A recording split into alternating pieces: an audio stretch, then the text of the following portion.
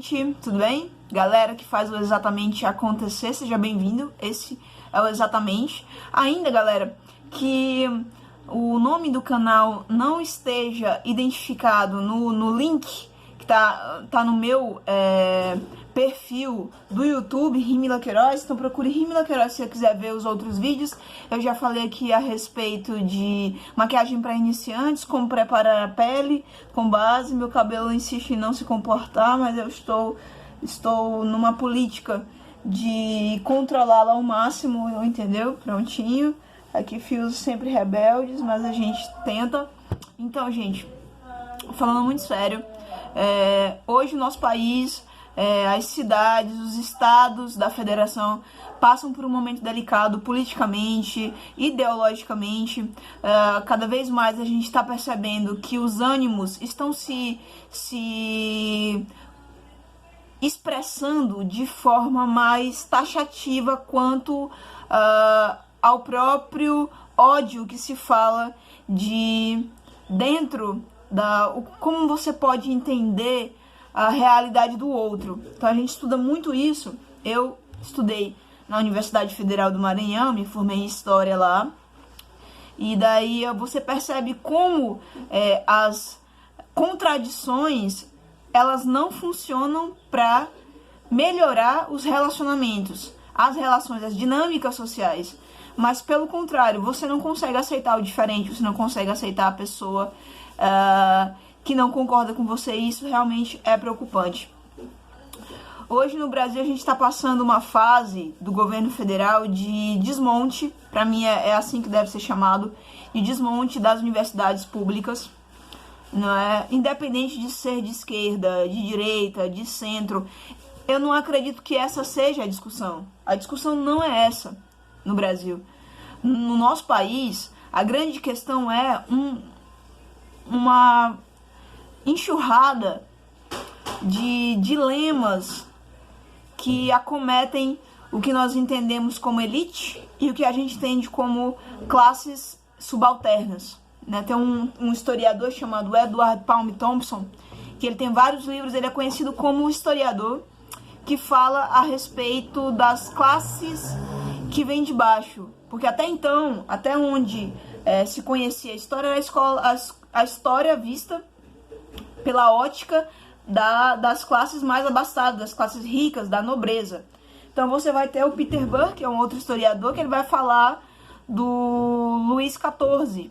Não, do Luís XIV ele vai falar sobre a criação do estereótipo. E o Thompson vai vir falando dos anônimos, aqueles que não tinham voz. Eu acredito que na internet a gente tem esse veículo tão eficiente, tão direto para estar conversando com todo mundo, que a gente precisa se mobilizar.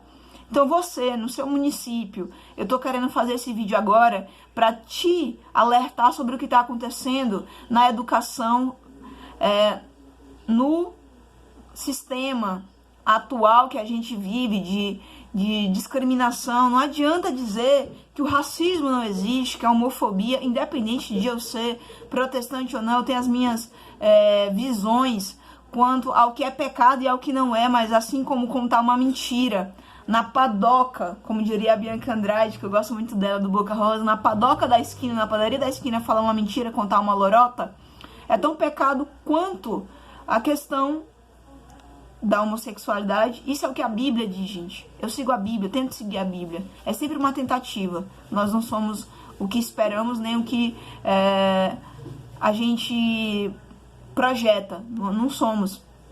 Mas, sobretudo, a gente precisa o tempo inteiro estar discutindo o que é essencial para a nossa sociedade. A gente precisa de paz, a gente precisa de uma boa gestão, a gente precisa de pessoas que tenham opções. E são essas opções que o governo que está hoje, e eu não me omito em dizer isso, ele está tirando das pessoas. Porque esses cortes na educação, muitos falam, o Brasil está quebrado. A reforma da Previdência é necessária, concordo.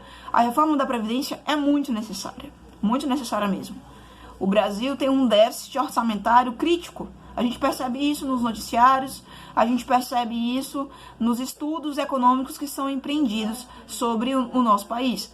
Mas áreas estratégicas, e não é estratégico porque traz retorno imediato. A educação é estratégica porque a longo prazo é ela que faz com que o país possa crescer de forma consolidada. Não existe outra área.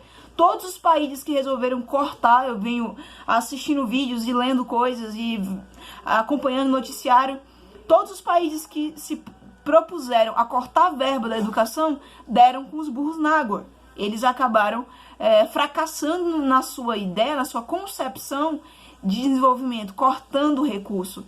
E o Brasil está seguindo esse ritmo.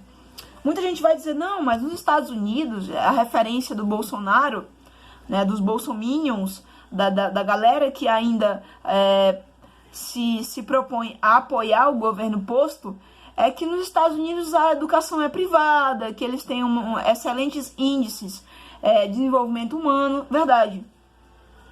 Mas nos Estados Unidos, diferente do que se pode imaginar, as escolas, o ensino básico é extremamente valorizado. E as pessoas têm recursos suficientemente para poder se manter numa universidade privada, o que não acontece no Brasil.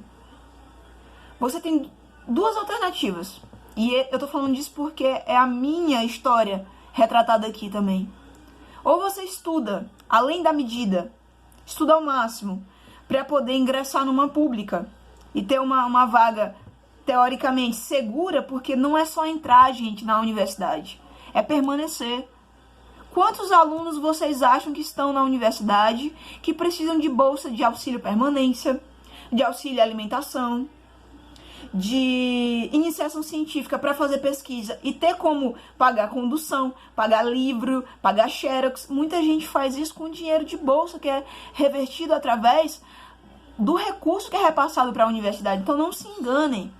São bolsas de mestrado que estão em jogo, são bolsas de doutorado, gente que está pesquisando o futuro do país. Não é só o futuro, vai muito além disso.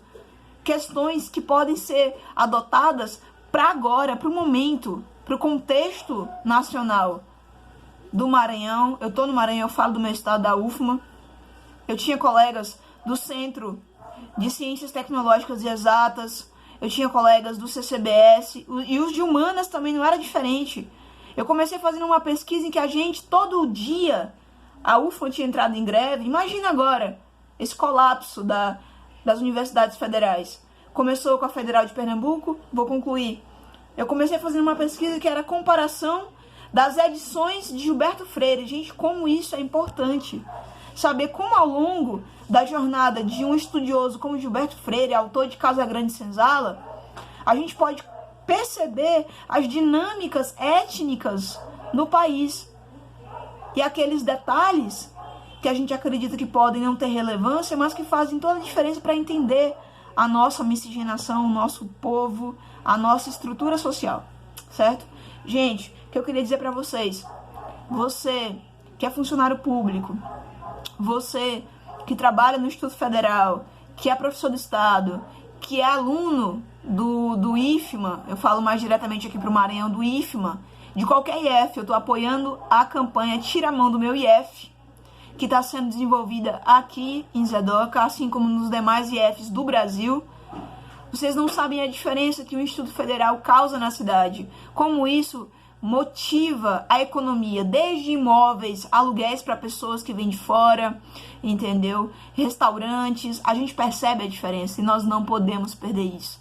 E o que é produzido lá dentro, principalmente. Hoje, eu conversando com um aluno, eu cursei Química 2 períodos no Instituto Federal daqui da minha cidade, Zedoca, e eu conversando com um aluno que está fazendo Química, está entrando no 5º período, ele me disse que os laboratórios estão interditados e que não tem data para voltar ao funcionamento, para serem redirecionados para os estudantes, para que os estudantes possam voltar a ter acesso aos laboratórios. Então, se está acontecendo dentro do Instituto Federal, imagine nos arredores, como isso vai reverberar na nossa realidade, no nosso cenário de cidade, de estado. Nós precisamos de um estado forte e de instituições que tenham autonomia e condições de se manter. Então é isso, eu apoio a campanha pela reestruturação dos institutos federais, das universidades federais. Eu lamento muito pela UFMA, que vai ter cortes, e isso precisa ser revertido. Ontem eu estava assistindo uma fala do Marcos Pontes. Eu conheci o Marcos Pontes, o astronauta brasileiro, em São Luís, no Amazon Tech, em 2008, exatamente em 2008, e ele deu uma palestra. Então ele parece um cara de visão. Eu conversei com ele muito rapidamente, falando sobre pesquisa, ciência e tecnologia. Eu tinha na época um blog, na verdade um site com uns amigos, e eu queria postar lá a matéria que eu faria com ele. Eu fiz algumas perguntas, mas hoje ele está à frente do Ministério de Ciência e Tecnologia. E quando não é educação, a ciência e tecnologia também são afetadas. Então esse recado vai para você que acha que o corte das universidades públicas, dos institutos federais, Escola Dom Pedro II, no Rio de Janeiro, a mais tradicional escola pública do país, que equipara essas escolas particulares do ensino básico, também sofreu sanções, também sofreu cortes. Então isso é muito sério. Vamos pensar nisso, vamos criticar, vamos refletir e vamos ter consciência do nosso papel, refletir sobre o que está acontecendo, porque o nosso país merece muito mais do que esse intervencionismo, do que essa opressão diante da educação sendo secundarizada. É o que está acontecendo. A educação está sendo secundarizada. E educação, gente, é prioridade. O país que não nutre as suas instituições educacionais, ele está fadado ao fracasso. Isso é inquestionável. Isso é fato.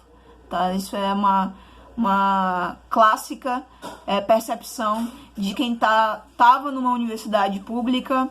Hoje eu estou terminando a especialização em docência do ensino superior, e você percebe a diferença quando você estuda numa pública presencial, quando você vai, em virtude de razões pessoais, fazer um curso à distância numa universidade particular. A vivência é muito diferente.